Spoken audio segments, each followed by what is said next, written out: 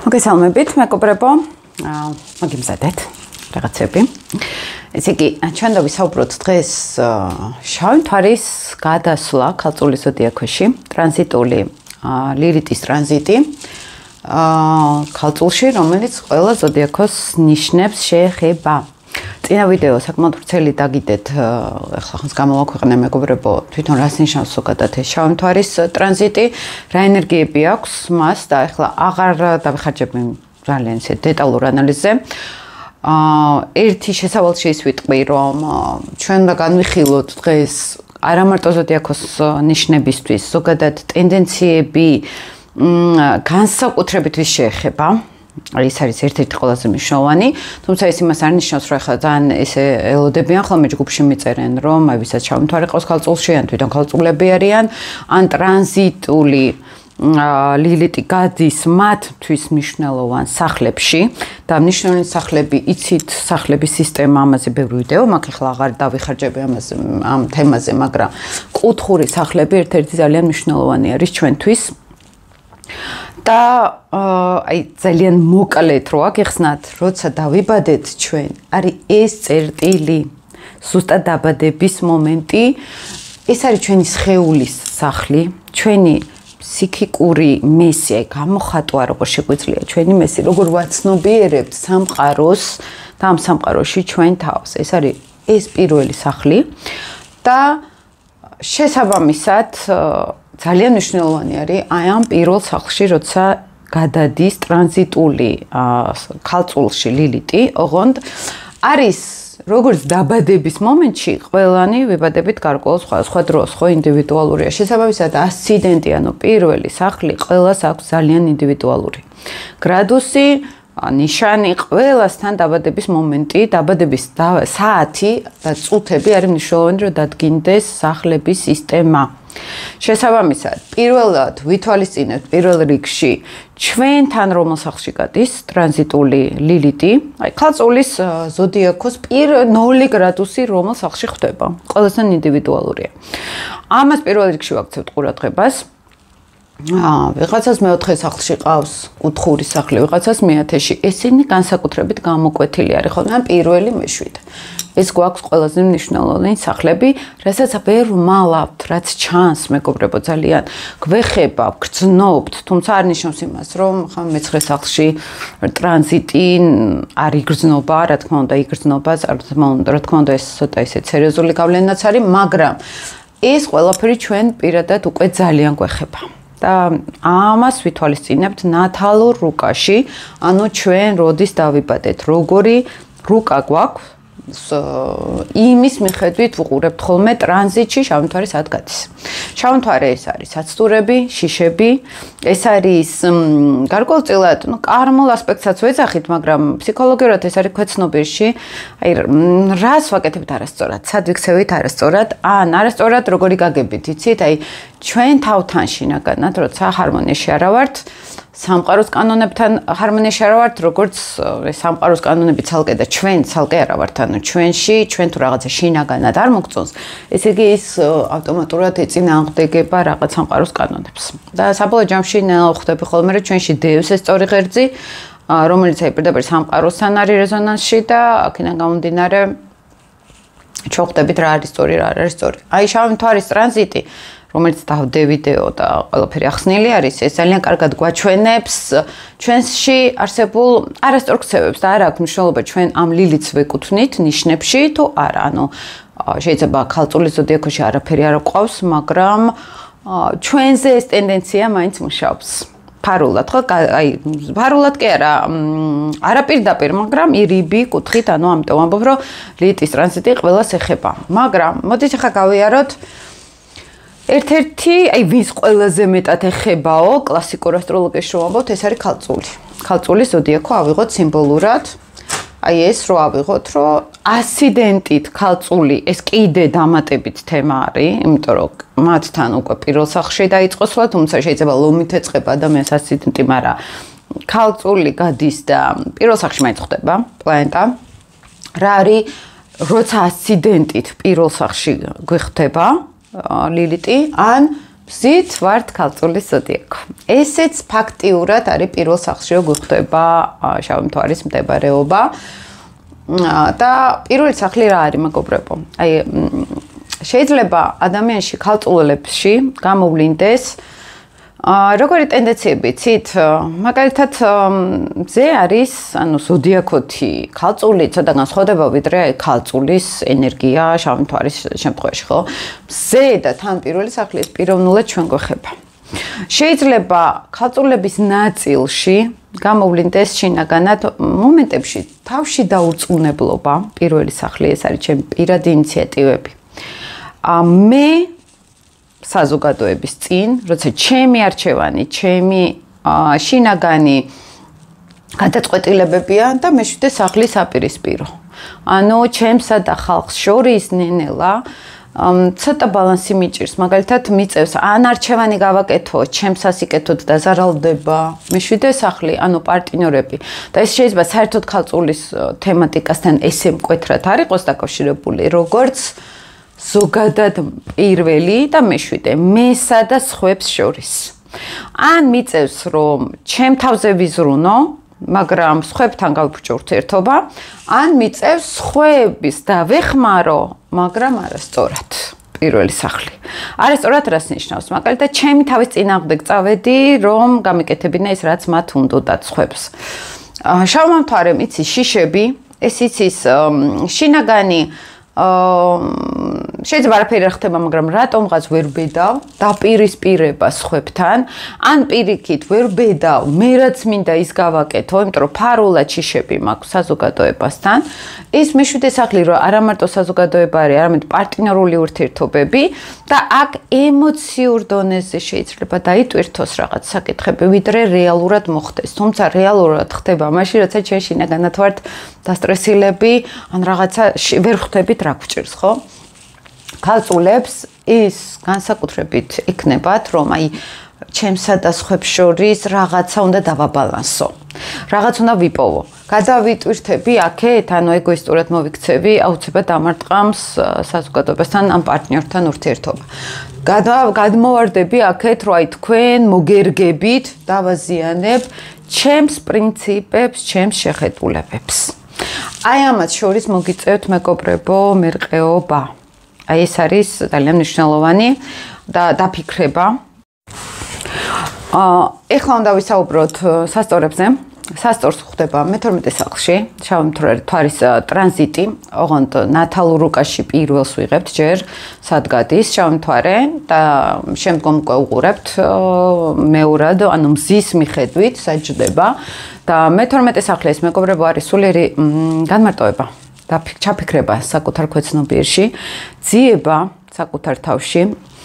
მაგალითად, მე-12 სახლი არის სულიერი მკურნალობა, ფსიქოლოგია, ეზოთერიკა, როდესაც ჩვენ ნენელა გავდივართ ამ მატერიალური ყოველდღიურობიდან და გადავდივართ სულიერებაში, ვიკვლევთ რა გვჭირს შინაგანად, რა გვინდა.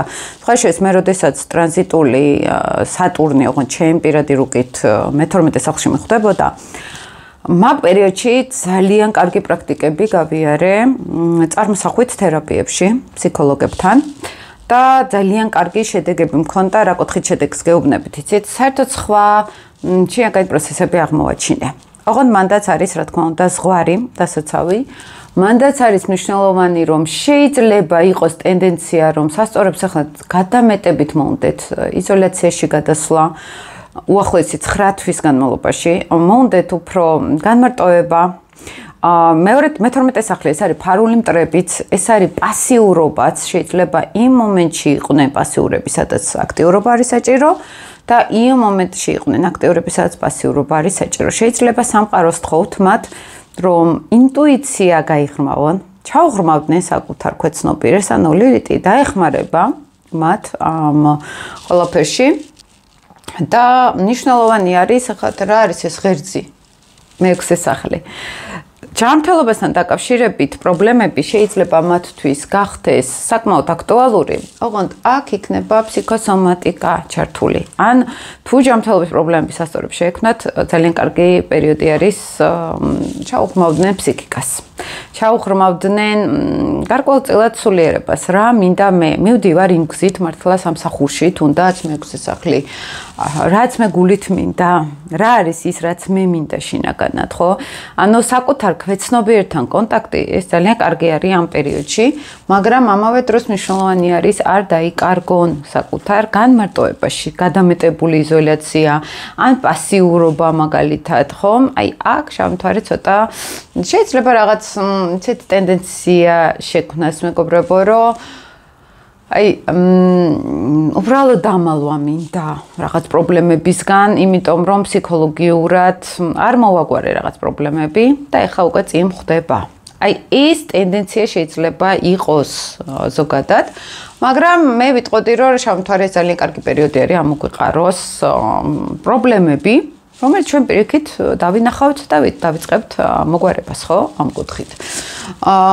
ეხლა მორიელებისთვის ეს არის მეგობრებო მე-11 სახლი და მე-11 სახლი არის მოულოდნელობა, ეს არის თავისუფლება, ეს არის მეგობრები და კაცრავად ცოტა გავწევ უკან.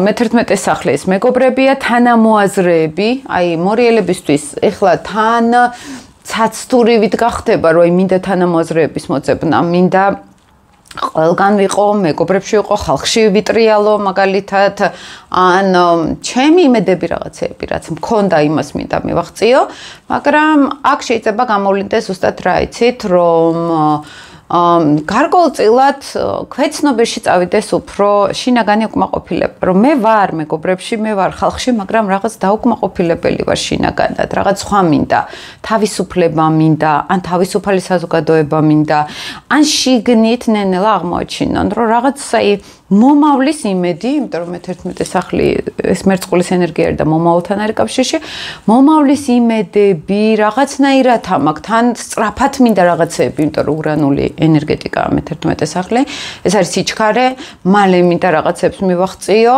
ან ძალიან მინდა ჩემ თანამოაზრეებთან ვიყო და ვიტრიალო ხალხში, მაგრამ რაღაც კუთხით ან საცურები იყოს, აქედან დაეძაბოთ ურთიერთობა მეგობრებთან, მაგალითად, კონდეთ რაღაც არაპროგნოზირებადი სიტუაცია, მოულოდნელობების რისკი, ან რაღაც სფეროში არის და გარკვეულწილად რაღაცაში ფოთვა აქვს, რომ რაღაც არ შეიცვალოს, რაღაც მოულოდნელობის შიში შეიძლება გამოვლინდეს, ხო? მაინც მე-11 სახლი მეგობრები, მომავალთან ჩვენი დამოკიდებულება, თანამოაზრეები, ჯგუფებთან მუშაობა, როდესაც მე რიგითი ვარ მაგალითად, ხო? ეს მე-11 სახლი არის და აი ამ მიმართულებით რაღაც ფსიქოლოგიური, რაღაც გაურკვეველი ემოციები შეიძლება გქონდეთ. ეხლა მშვილდოსანს რაც შეეხება, ეს არის მე-10 სახლი. მეგობრებო და მე-10 სახლი ეს უკვე კუთხური სახლი არის, ეს მნიშვნელოვანი სახლი არის, ეს უკვე გავლენას ახდენს ძალიან დიდი დოზით ჩვენზე და მე-10 სახლი უკავშირდება მეგობრებო ჩემს, მოდით ესე ვთქვათ, რამდენად კარიერაში მე მყარად ვდგავარ. რამდენად მინდა ის სფერო, რაშიც ვარ.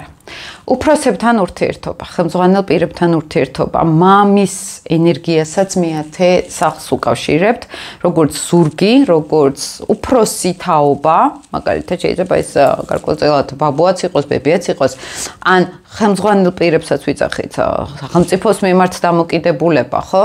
აი აქ გარკვეულწილად იქნება შავი მთვარისგან პატარა საცდურები.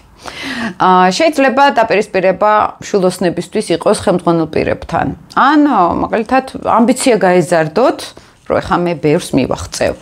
და კარგადაც შეუძლია ლიეცი მუშაოს, მისცეთ მათ რაღაცნაირად დრაივი, რომ მე მინდა კარიერში განვითარება. მე მინდა ჩანდე ხალხში, შეიძლება ხა სახლში ის ადამიანი მშვილდოსანი არის, მაგრამ სახლში არის, ხო, მაგრამ უნდა ავტორიტეტი გაიზარდოს მისი, თუნდაც სახლის მასშტაბით, თუ გინდა მეზობლებში, თუ გინდა საკუთარ თავში. ეს არის, აი, ნეგატიური კუთხით, რომ სიჯუტე ნენელა წინ წამოიწევს, რაღაც ესეა და მორჩა, ხასიათი, მოდით ესე ვთქვათ, მაგრამ შავმა მთვარემ იცის იმ პრობლემის ამოყრა, რაც ჩვენში დევს ქვეცნობიერ დონეზე, ხო? და თან ქალწულში არის ეს შავი თვარის ტრანზიტი ხა მორიელებისთვის, როცა ვთქვი მე-11 სახლი, შეიძლება იყოს, რომ აი მე ძალიან ისე აქტიური მუშაობა დავიწყე ჯგუფებთან და რატომღაც შედეგს ვერ ვაღწევ პირობითად, ხო, რო ავიღოთ, თორე იქ პირად რუკაში რა ხდება, მაგას აქ დეტალური ჩაშლა, მაგრამ ენერგია, აი დავიწყე ჯგუფებთან მუშაობა, მე რაღაცა კმაყოფილი არა ვარ, მე ცოტა შფოთვა მაქვს, ხო, იმიტომ რომ ქალწულის ენერგიის ზოგადი ლაიტმოტივი იქნება, ხო?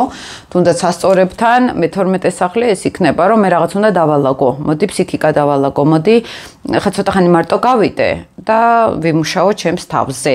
ოღონდ აი აქ ლილიტმა იცი შეიძლება დეტალებზე ორიენტირება გადამეტებული, ან კურნალობა ჭყალებში ქალწული, ოღონდ სულიერად აი ამის ტენდენციები იქნება. მშულდოსნისთვის მე-10 სახლში რომ მე მუშაობ და თანამდებობას არ ვაღწევ და უკვე მე ის მაწუხებს, ხო? და აქ ლილიტმა საცტურიც იცის, რომ შეიძლება დამაწინაურონ, ოღონდ რაღაცეები მომიწევს, მე ცუდი გავაკეთო. აქ ადამიანის სულიერ განვითარებას გააჩნია, ხო? ამ საცტურში როგორ იქნება? ან სრულ კურნალი ავტორიტეტი გავიჩინო, მაგალითად. მაგრამ მე ხა ძალიან ისეთ ზოგად ტენდენციებს გიყვებით, რომელიც თქვენ თვითონ უკვე მიხვდებით, როგორ უნდა მოარგოთ თქვენ თავს, ხო? მე ხო არ ვიცი მილიონობით მშულდოსანი როგორ იქნება ახლა ცხოვრებაში. მე ზოგადად გიხსნით ენერგია როგორ მუშაობს და თქვენ და მოარგოთ ეს საკუთარ თავზე. და მე-10 სახლი ეს იქნება. ან მაგალითად მე უკვე აი ძალიან ისე ვარ რა, რომ აი მიზანდასახულად უნდა დავალაგო სამსახურის თემა, ჯანმრთელობის თემა, მიწასთან ჩემი ურთიერთობა, პრაგმატულობა, ან ზოგადი მსახურებაში პასუხისგებლობები ვიგრძნო. და ლილიტმა ცოტა საცტურებიც იცის, შეიძლება ავიკიდო პასუხისგებლობა სამსახურში, რომელიც ჩემი არ არის. ანუ პასუხისგებლობის თემა იქნება გამოწვევა უკვე მშულდოსნებისთვის. ზოგადად ხო ხვდებით?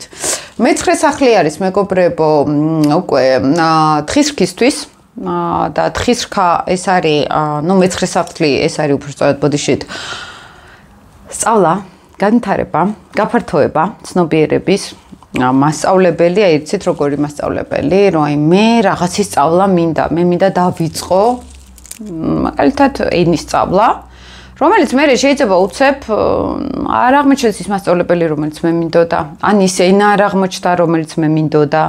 შეიძლება დაიწყონ თხისრქებმა ახლა პედაგოგიკა გამოსვლა და პირიქით დაეხმაროს შემთხვარე მანდ, რომ მე უკვე მიწევს აი როგორც ენერგია, ხო, აი რაღაც ხელისკვრის ენერგია, მიწევს ტრენინგები ჩავატარო. ვიღაცებს ვასწავლო თუ ვინმე ამ სფეროში არის, ხო, მე-9 სახლის ზონაში. ან ვიღაცებს თხისრქებს მოგზაურობაში გაეხსნათ გზა და აი მოგზაურობენ მაგალითად, ოღონდ უწყინარად ეს არ არის ისეთი თემა, ხო, მე აქ ტენდენციებს ვამბობ, რომ თხისრქისთვის ეხლა იქნება საცტური, შეიძლება მოდით ესე ვთქვათ, რომ ჩემი ღირებულებები როგორი მაქვს, უკვე დამჭირდება ამ თემას შევახო, ხო? როგორც ახლა მე-12 სახლის ასწორებისთვის, რომ მათ მოუწევთ ფსიქოლოგიური თემებით ან ეზოთერული თემებით უფრო დაინტერესება და უფრო ჩაერთვებიან ზოგს რელიგიური შეიძლება მე-12 სახლი არის, ხო? აი ესე მე-9 სახლი თხისრქებისთვის ღირებულებების თემა უკვე აქტუალური იქნება. რისი მჯერამე, რისი მწამს, რა არის ჩემთვის მთავარი ღირებულება? ვისგან რას ვსწავლობ, ან მე რას ვასწავლი, აი ეს თემები იქნება უკვე აქტუალური. და იქ ზოგადი განვითარება სწავლა, ან ენები, ან უცხოეთი, აი ეს თემატიკა შეიძლება მათთვის უკვე უფრო ესე ცალსახად მნიშვნელოვანი გახდეს, ვიდრე დანარჩენი ზოდიაქოს ნიშნებისთვის, ხო?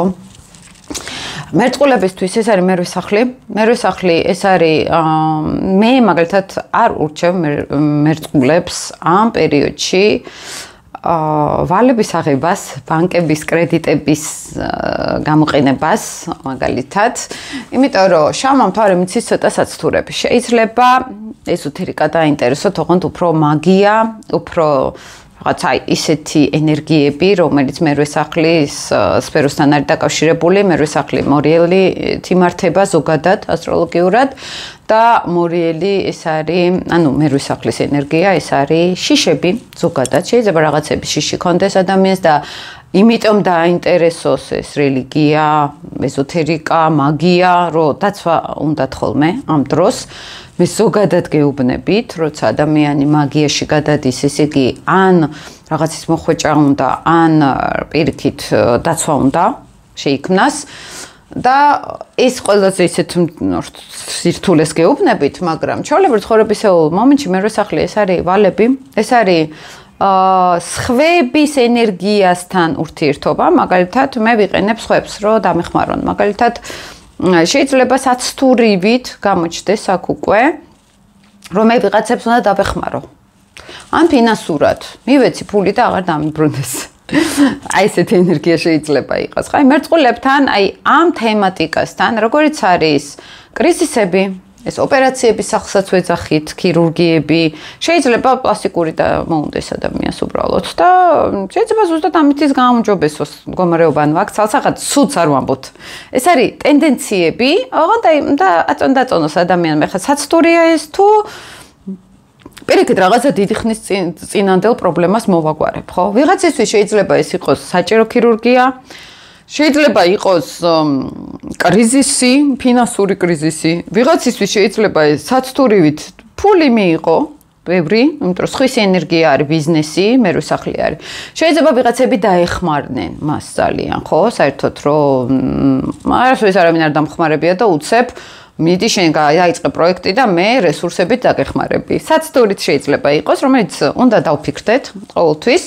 მაგრამ შეიძლება ეს პირიქით ძალიან კარგი გამოცდილებაც იყოს. აქ ძალიან ინდივიდუალურია მეგობრებო, იმიტომ რომ მეც მქონია ხა წლების განმავლობაში სხვა ტრანზიტი, ვაკვირდებოდი. ჩემთვის პირადად როცა ოღონდ ჩემ ნათალურ რუკაში მე სახლში გადიოდა შემთხვარე.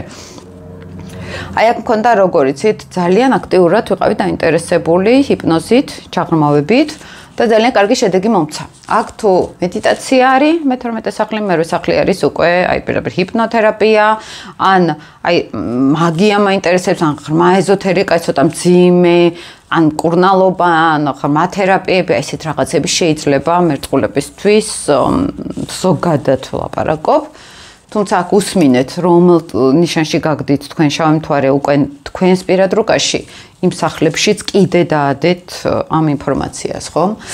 და ეს თემატიკა არის. სხვების რესურსებთან ცოტა ყურადღებით. მერწყულებისთვის მათი მეუღლეებიც ისე ფორმალურად, ან მათი პარტნიორების ფული მერვე სახლი არის.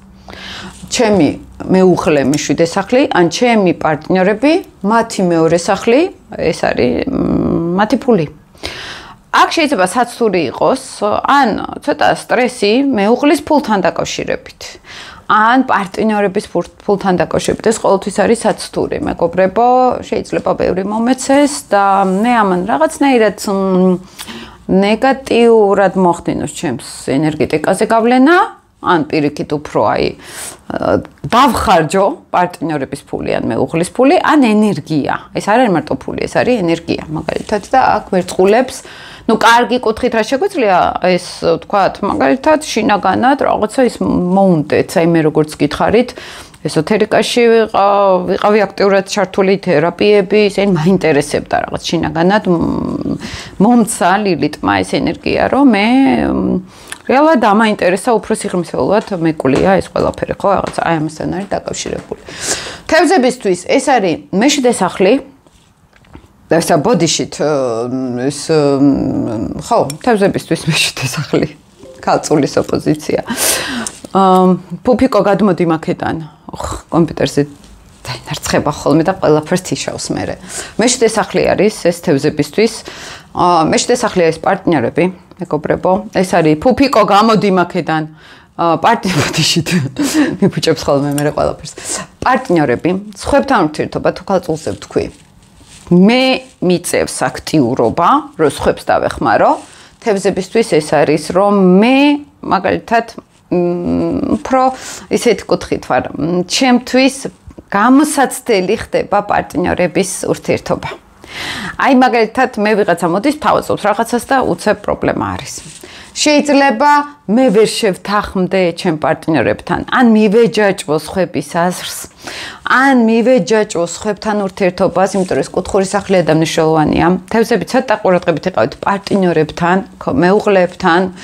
ერთ-ერთი გამოსაცდელი მაქედან მოდის ხოლმე. ეს არის ჩემსა და შენ შორის ბალანსის დარღვევა. ისევ გითხარით, ხალწულს თუ აქ პირადი აქვს, რომ მე ან ეგოისტურად ვიქცევი, ან ჩემი გადამეტებული ინიციატივით ურთიერთობებს ვანგრევ, აქ პარტნიორების ზონაში ხვდება თევზებისთვის ლილიტი. ხო ხვდებით ჩამთვარე, ეს არის, რომ შეიძლება პრობლემები მე მომივიდეს პარტნიორებისგან. იქნება ეს საქმიანი პარტნიორი, იქ ხა მე შესაძლებელი ვიცით არ არის მხოლოდ აი პარტნიორები, მე მაგალითად არ ამყავს პარტნიორი მართალი რო გითხრათ, მეუღლეს ჩათვლის, მეუღლეს ართული. ზოგადად აი ძალიან ბევრი ადამიანი არის, რომ აი სიტყვა პარტნიორი არის მათთვის ძალიან გაუგებარი. მაგრამ ყველი საქმიდან დავდივართ, მე შესაძლებელი არის. საზოგადოებრივი აზრი მაინტერესებს, ან ხალხში გავდივარ და ვტრიალებ, ხალხში მე შესაძლებელი არის. და მე როცა აი თევზების შემთხვევაში მე ძალიან მაყელვებს, რატომღაც უფრო მეტად ვიდრე აქამდე საზოგადოებრივი აზრი.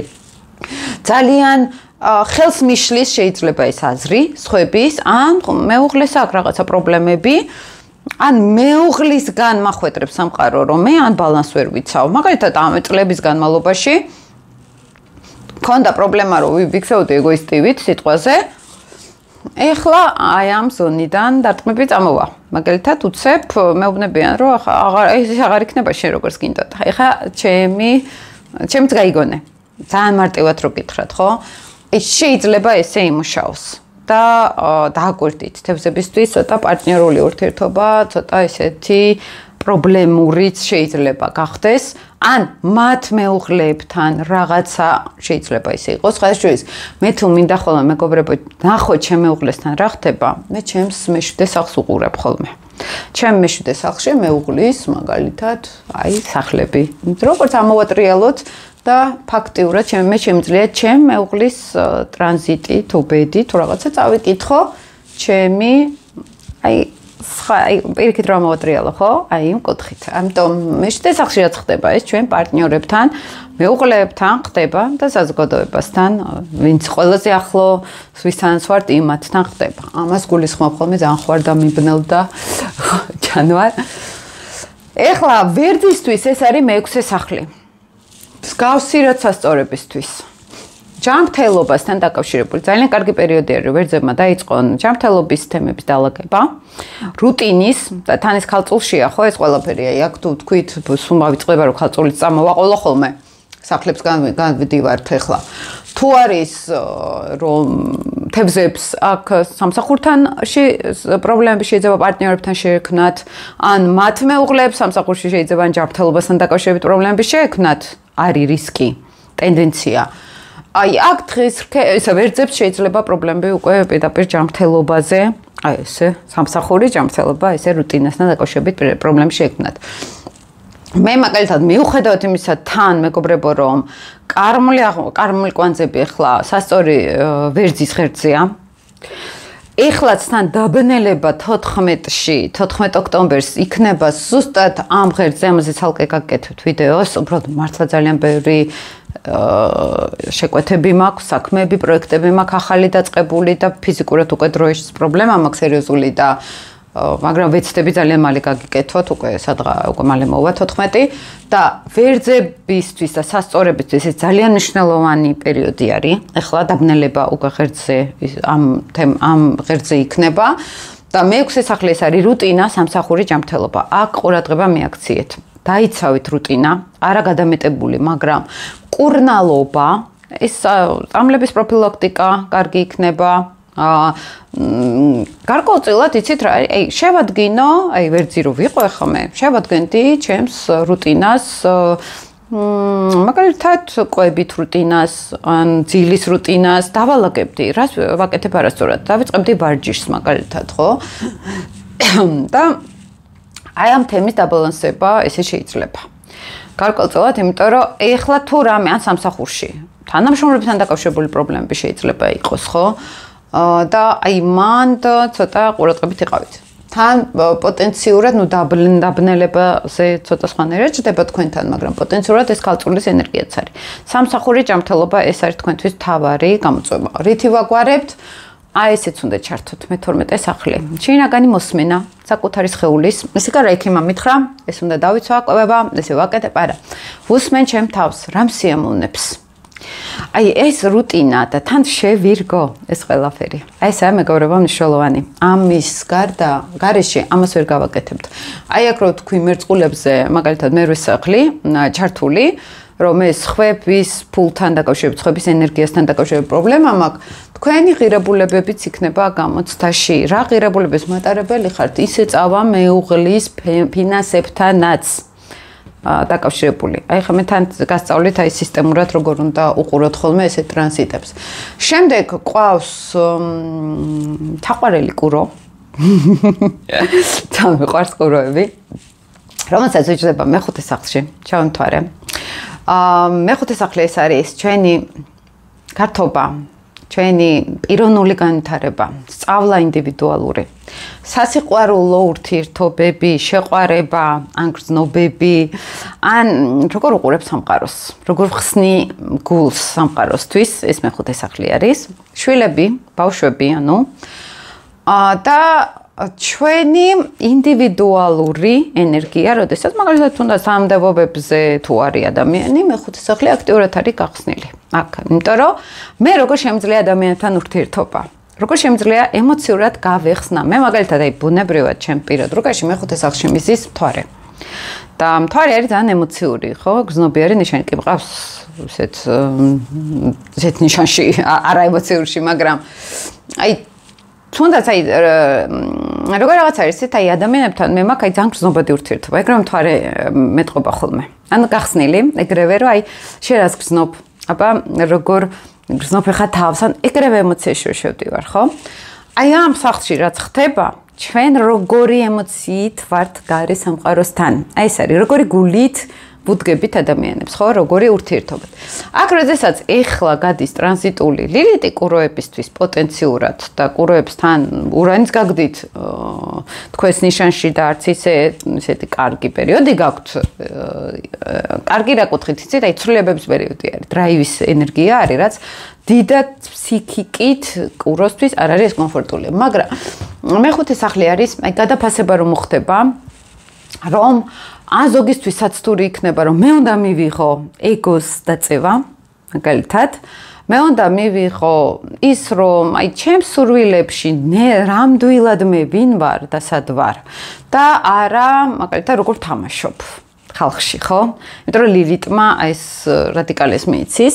შეიძლება, ახლა ვისაც ბავშვები ყავს, ძალიან ყურადღებით იყვნენ, ცოტა დესპოტური ენერგია არ ჩართონ ბავშვებთან, ან ხანდახან არის კუროებისთვის რაღაც ნაწილისთვის საცტური უახლოესი 9 თვე სასიყვარულო თავგადასავლები. როგორც ტენდენცია, ოღონდ ქალწული არის აქ. აი ეს მარგია თუ არ მარგია, ის გამოსადეგია თუ არ არის გამოსადეგი. პრაგმატიზმი იდეაში არის ქალწული, ოღონდ სიწუნკალეს ვეძახი ხოლმე მე ნეგატიურ ქალწულზე. აი ეს გვინდა რა. აი მაწყობს არ მაწყობს მერკური არის ხო ქალწულის ენერგიის მატარებელი პრაგმატიზმი იდეაში ლოგიკა და აი აქ გარკვეულ ნაწილს კუროებს შეიძლება არც ისე ლამაზი სასიყვარულო ურთიერთობები ქონდეთ და ყურადღებით უნდა იყვნენ აი პირდაპირ საერთოდ ვისაც შავი მთვარე ყავს მე-5 სახლში ზოგადად ეგრე წერია რომ არც ისე ლამაზი სასიყვარულო ურთიერთობები აქვთ ხოლმე რას ნიშნავს არც ისე ლამაზი აი რაღაცა ხდება რა აი რაღაცა ულამაზო ან რაღაც პრობლემური ან რაღაც შეცდომები რო დიდი დოზით არის აი ესე ტენდენციები შეიძლება იყოს და ყურადღებით იყავით სასიყვარულო ურთიერთობებთან ამ შემთხვევაში უახლოესი 9 თვეთან ქალწული აი ვითომ აწყობს მაგრამ სიამდვილეში უფრო მეც კარგა ვიდრე ვიღებ აი არაპრაქტიკული სასიყვარულო ურთიერთობები ან მაგალითად ბავშვებთან ძალიან ისე აბა ეხა ყველა დისციპლინაში დალაგეთ მოუარეთ რატო არ ალაგებ შენ ოთახს და აი დავიწყოთ ბავშვების ძალიან ისა მეტრილმანეთ ბავშვების ის ცოტა სიმკაცრით თავის მობეზრება და პლუს ეს არის გულთან დაკავშირებით პრობლემები არის მეხვდეს ახალი ზოგადად და ჯანმრთელობასთან დაკავშირებით და თუ იქნება ყუროებისთვის გულის პრობლემა, ან გულის სიზარხთა სისტემა, ესე იგი ეს ზონა აქვთ გულის ზონა, ან გულის გახსნა, აი ეს ენერგია აქვთ დასამუშავებელი. და ელიტი მიგვახვედრებს სად არის პრობლემა. კირჩხიბებისთვის, ესა ბოდიშით აქ ეს ტყუპებისთვის ეს არის მეოთხე სახლი. შამთვარე მეოთხე სახლში ჯდება და მეოთხე სახლი დაკავშირებულია მეგობრებო ოჯახი. ეს არის აი შინაგანად როგორი ენერგია არის, იცით? სიმყუდროვე მაგალითად ეს არის შინაგანი სტაბილურობა, ეს არის ჩემი ქვეცნობიერი, ჩემი სახლი და ტყუპებისთვის შესაძლებელია აი ცოტა ეს იყოს რყევა. აი ნახეთ, ეს არის ღრმა ქვეცნობიერი, ეს არის ჩემი სახლი, ჩემი ოჯახი, ჩემი პირდაპირ ფეხებს ქვეშ რომ მიწას გრძნობ. მყარად, ხო? აი შამთვარე აქ შექმნის წვრილმან პრობლემებს ტყუპებისთვის. შეიძლება იყოს სურვილი ძალიან რომ სახლი ვიყიდო, ჩემი სიმყუდროვე მინდა, ჩემი გარემო მინდა მქონდეს და აქ ზუსტად იყოს ეს პრობლემა, იმიტომ რომ ან გაუჭირდეთ, აი საცთურები იყოს სახლთან დაკავშირებით, ვიყიდე სახლი და აღმოჩნდა რომ ისეთია კარგი არ ყოფილა როგორც მე მინდოდა. ან პირიქით ძალიან როგორც იქნა დამადგა საშველი და სახლი ვიყიდე. უახლოესი 9 თვე შეიძლება ის ტენდენციები იყოს. ან მეოთხე სახლში გადის, უცებ მერევა ურთიერთობა დედასთან, არ ვიცი რატომ. მერევა ურთიერთობა ოჯახთან და მიწევს წასვლა, როგორც იქნა. ან პირიქით რატომ ესე, ხო? აი ეს თემატიკა ტყუპებისთვის, ან სევდა წარსულზე, მეოთხე სახლი წარსულია, ან სევდა ოჯახზე გაძლიერდეს, ან რაღაც დისკომფორტი, რაღაცნაირად მიწევს უკვე ფსიქოლოგიურად ჩავღრმავდე ჩემ თავს, იმიტომ რომ რაღაცა პრობლემები მაქვს, ხო? ეს ტენდენცია ტყუპებისთვის შეიძლება გააქტიურდეს. ესეც კუთხური სახლია და ესეც მნიშვნელოვანი სახლია, ყურადღებით იყავით. აქ ნუ ყოველ შემთხვევაში მე რო ხა ტყუპები ვიყო, არ დავძაბავდი ურთიერთობას ოჯახის წევრებთან. იქნება ამის ტენდენცია მაინც, ხო? ხა შეიძლება იყოს მანამდეც კონფლიქტები, ან რაღაცების დალაგება მიწევს სახლში, ხო? მაგრამ ეხლა ეს ლილიტი იძლევა რას, იცით, რომ ჩემთვის ეს ტრამბული არის. ადრე რატომღაც ესე არ განვიცდიდი და ეხლა უკვე აი ძალიან ესე გამოტივტივდა, დაგროვილი პრობლემები უკვე, რომელიც არ მოვაგვარე, ეხლა ხდება. შეიძლება დედასთან დაკავშირებით იყოს ჯანმრთელობის პრობლემები, სიმბოლურად გეუბნებით, ეხლა არ არის აუცილებელი ზოგადად რომ ენერგია დაიჭიროთ. შეიძლება ოჯახში აი რაღაც უწამლები ან ექიმები ან მიწევს რაღაცის მოვლა ვინმეზე. ტყუპებისთვის რატომღაც ეს გააქტიურდება. ან თუ ვინმეს უვლიან, ეს იქნება უკვე ძალიან აუტანელი მათთვის და ძალიან გამაღიზიანებელი. გარკვეულწილად, ხო? არ არის აუცილებელი. კირჩხიბები, ეს არის მესამე სახლი. და მესამე სახლი არის დაკავშირებული კომუნიკაცია, ურთიერთობები და ძმა დამბნელ ამასობაში, მაგრამ ერთი წამით მაშინ ეს ჯავია.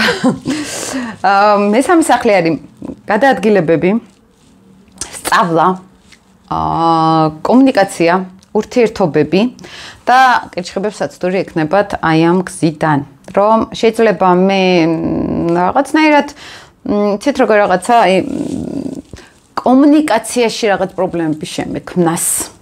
მაგალითად შეიძლება მე დაძმასთან პრობლემები შემექმნას, იმიტომ რომ დაძმის სახლი არის მესამე სახლი. აი კირჩხიბებს ვეტყოდი, რომ აი კომუნიკაციაში ყურადღებით იყავით, ურთიერთობებში ყურადღებით იყავით. საცდურები სავარდოდ არის აქედან მომდინარე.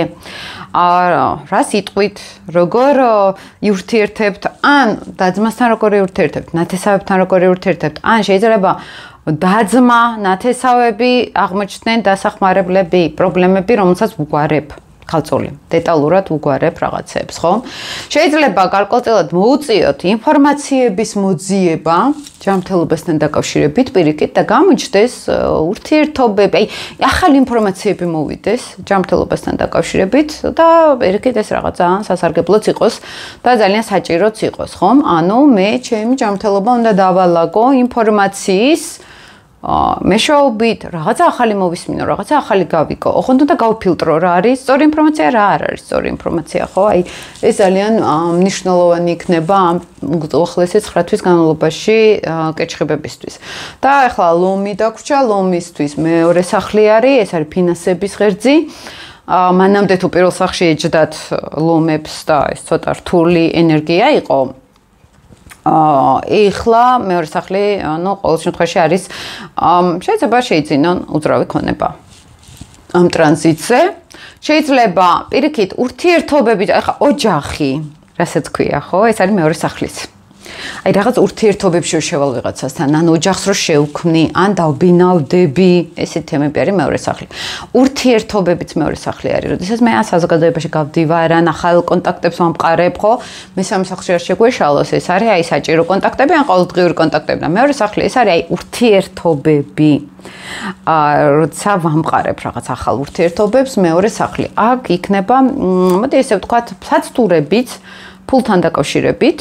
შეიძლება ფინანსური კუთხით შიშები შემოვიდეს, რომ აი რაღაცაში არ მყოფნის ფული, რაღაცაში პირიქით ეხა მიწევს ვიშრომ მომეტი, რომ მეტი ფული მქონდეს, შეიძლება ეს იყოს რესურსებთან დაკავშირებით პრობლემები, ზოგ ლომს შეიძლება ქონდეს რაღაც მატერიალურთან დაკავშირებით კონფლიქტები, ან ოჯახის წევრებთან, ან აი სტაბილურობასთან დაკავშირებით პრობლემები. მერვე სახლი არის, ხო, სხვების ფული და ჩემი ფული. აი აქ შეიძლება იქნას რაღაცა დაძაბულობა, გაწევ-გამოწევა, ოღონდ სიმბოლურად გეუბნებით. შეიძლება ეს უბრალოდ ენერგიის დონეზე იყოს შინაგანი შფოთვა, ან საცდური უბრალოდ რაღაცას ვერ ვხედავ, მაგალითად არაპრაქტიკულად ვიქცევი უახლოესი 9 თვეთან, ქალწულია ეს, ხო, ისედაც არაპრაქტიკულობის პერიოდი არის. და აი მე რაღაცა დავაჯექი ძალიან ფულს, ან პირიქით ფლანგა არაპრაქტიკულად. თუ პირიქით მე პრაქტიკულად დავიწყე, ну საცდურია, ვხედავ, მაგრამ მე ოკეი, ამას ვაკვარებ, ესე იგი ყველაფერი კარგად არის. ესე იგი ადამიანი ხვდება რა არის საცდური და მე უფრო ვიტყოდი, რომ ლომები უფრო დაკურებულები უნდა იყვნენ აი ამ რესურსების თემაზე. უფრო პრაგმატიზმი, ურთიერთობაში ამ პერიოდში უხეშობას თუ გამოვლენენ, ეს უკვე პრობლემა იქნება, ეს თვალსაჩინო იქნება. შეიძლება სამსახურში შექმნათ პრობლემები, თუ ურთიერთობა ის ლაპარაკი არის და აქ რაღაცა ცოტა ისე არ გავაკონტროლე. აი ეს ტენდენციები იქნება. ზოგადად უკვე მიხვდით, მიმოვიხილეთ ეს პერიოდი, ბზით ქალწულები და ვისაც ლილიტის დაბრუნება გაქვთ, განსაკუთრებით ყურადღება და ლილიტი ქალწული, ახლა აი ზოგს ეშინია, ვაიმე ქალწული ვარ და თან ლილიტის ქალწული ვარ და ეშინიათ. პირველი ქალწულის ნეგატივი თვისება ეს არის წუწუნი. სუწუწუნებენ ხოლმე, ეს აქტიური ლილიც გულისხმობ. მეც აი წვრილმანებში ჩადიან და აი ამ მეექვსე სახლი ლილიტიც ზოგადად ესე არის ხოლმე. წვრილმანებში ჩადიან ძალიან და წუწუნებენ მე ამ ყველაფერზე. ამ დროს ესე არ არის სინამდვილეში და ის ვითომ წვრილმანები ხო ხვდებით, რომ ოპოზიცია თევზი არის, მე იკარგებიან ამ წვრილმანებში, უბრალოდ ბურუსში არიან მე რთულ გამოვლინებაში, მაგრამ ნუ სუბუქშიც მსგავსი არის რაღაც ზღვარს გააჩნია და აი აქ გირჩევთ პირიქით, ვისაც ლილიტის დაბრუნება გაქვთ, ძალიან კარგი პერიოდი გაქვთ, დააკვირდეთ როგორ ხართ, რა გაწუხებთ, რა ემოციები გაქვთ, რა ტენდენციები გაქვთ. ეს არის ის პერიოდი, სადაც ჩვენ რეალურად უნდა გავიაროთ გამოცდა. აბა რა არის ჩვენში ისეთი, რომელსაც ვერ ვხედავდით. ლილიტი სიამოვნებაში გვეხმარება ჩვენ ამოვყაროთ, მეგობრებო, ის ფსიქოლოგიური ტრამვები, რომელიც ჩვენ რაღაც დონეზე გადავდით და ვერ მოვაკვარეთ. ეხლა აი თუ ამ კუთხით შეხედავთ, ბევრად გაგიადულდებათ შავმთვარესთან მუშაობა, როდესაც ახლა მე დამჭირდა, ან ჯანმრთელობის პრობლემა შემექნა, ესე იგი მე ძალიან დიდი ხნის განმავლობაში არ ვაქცევდი ყურადღებას საკუთარ თავს, ანუ ჯანმრთელობას და საკუთარ ფსიქოსომატიკას, ხო? რა არის ჯანმრთელობა, ის პრობლემები, ეს ყოველთვის არის ჯერ 10 წლით ადრე არასწორი ემოციები, არასწორი ფიქრები, ტრავმების მოუგვარებლობა, რომელიც რეალურად უცოდინარობასთან არის დაკავშირებული. ჩვენ არ ვიცით ხოლმე როგორ გავუმკლავდეთ ამ ყველაფერს და ამიტომ ამ პიროვნულ განვითარებებში ვართ უკვე ცოტა თანამედროვე წყობის და მენტალობის ადამიანები, რომ რაღაცები გავიგოთ. და აი სინამდვილეში ეს არის შედეგები. და მე ვიბრძვით რომ ამოვიდეთ ამ მდგომარეობიდან. თუ ჩვენ თავიდანვე დავიწყებთ აი ფიქრების გასწორებას, მიზეზების ძებნას, ფსიქოლოგიურ ჩაღრმავებას, იქამდე მაინც აღარ მივალთ და თუ მივალთ, ის მაინც გვეცოდინება რატომ მივედით, როგორ მოვაგვაროთ ეს და დავახმაროთ თან ფსიქოლოგიური ასპექტის საოცრებად ჯანმრთელობას. აი ხშირად მაგალითად ონკოლოგიური პაციენტების ექიმები ვუსმენ ხოლმე წიგნების მაგ რამდენიმე წაკითხული თვითონ ექიმების ვინც ფსიქოლოგიურად მუშაობს პაციენტებთან და ადრეს ვქონდა ნათქვამი აი ონკოლოგია ძალიან ბევრნაირია მაგრამ გააჩნია აი გარკვეულწილად ეს არის ადამიანიო თვითონ ახლა მათ კვლევას გიყვებით რომელიც აი ონკოლოგია აქვს, მაგრამ აი მთელი ცხოვრება ესე იყო. ვითომ ყველაფერი ძალიან კარგად აქვს, ვითომ ყველა ირგვლივ ძალიან კარგად არის. ანუ გარკვეულწილად დიდი ემოციის შეკავება, ჩაყლაპვა, მოდი ესე ვთქვათ, და არ გამოხატვა. აი ძალიან ის ემოციური ისტერიჭკებიანი ისინი პირიქით უფრო კარგად არიან ხოლმე, ხო? იმიტომ რომ არ იკავებენ შიგნით ემოციებს. აი როცა მე რაღაცები არ მომწონს და ვიღიმი, ვითომ არაფერი, აი აქ მე ძალიან დიდი დოზით ვყლაპავ ენერგიას, ემოციას ფსიქოსომატურად. მე უკვე მიჩნდება ენერგეტიკული ბლოკები და იმას შეიძლება უკვე წამიყვანოს მძიმე დაავადებამდე. იქნება ეს ონკოლოგია თუ იქნება ეს სხვა დაავადებები.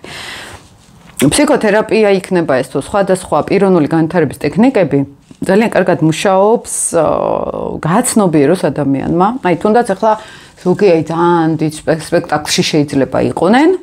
მე მიყოლია ესეთი ხალხი, რომელიც აი ონკოლოგია აქვს სიტყვაზე ხვდები და აი რეალურად რომ მიხვდა რა ფერაში ცვლილა მათ მენტალობაში ისევ იგივე სპექტაკლში არიან ადამიანები, რომელიც აი პატარა პრობლემას და თვალები გაახილეს და დაიწყეს განვითარება და მიხვდნენ და გავარათ მალევე ყველაფერმა. აი დააკვირდით, მოусმინეთ თქვენს ხელს, მოусმინეთ თქვენს თავს, მოусმინეთ აი რას ჭამთ სიტყვაზე, ან როგორ ექცევით თქვენ ჯანმრთელობას, რომელიც მე ჩემ თავსაც ვეუბნები, ახლა მაგასა, იმიტომ რომ მეც პრობლემა მაქვს მაგ მიმართულებით, ყველას აქვს თანამედროვე რეალობაში ეს პრობლემა, ხო? იმდენად ბევრი სტრესი არის, რომ ჩვენ უკვე ვეღარ ვმკლავდებით ბევრი რამის კონტროლს.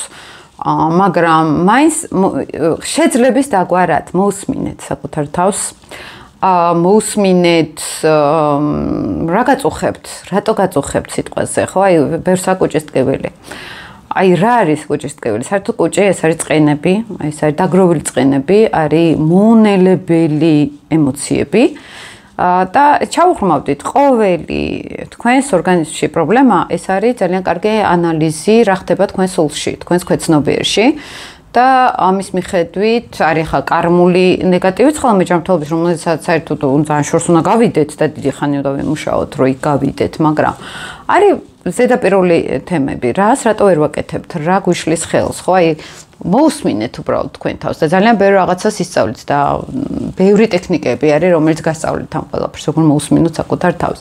ეხლა დაგემშვიდობებით, იმედია საინტერესო იყო თქვენთვის ეს ვიდეო, წარმატებებს გისურვებთ და უახლოესი 9 თვე აი ამ ქალწულის ტრანზიტში აი ეს ყველაფერი გაითვალისწინეთ და ძალიან ბევრი რაღაცები სხვანაირად აღმოჩნდება მე, სხვანაირად დაგილაგდებათ და ქალწულები იქნებით ზოდიაქოთი თუ შავი მთვარის დაბრუნება გაქვთ, პირიქით ძალიან კარგი პერიოდი არის საკუთარ თავზე დასაკურებლად და სამუშაოდ. ნუ შეგეშინდებათ ნურაფრის, იმიტომ რომ აი ძალიან ადვილია დაპანიკება და ჩვენ ამ ტრანზიტს გავდივართ სულ 9 თვის განმავლობაში, 9 წლის განმავლობაში ყოველთვის გვიბრუნდება ყველა შავი მთვარე მთელი ცხოვრების განმავლობაში და ეს ოკეია რა, გადავივლით. აბა დროებით.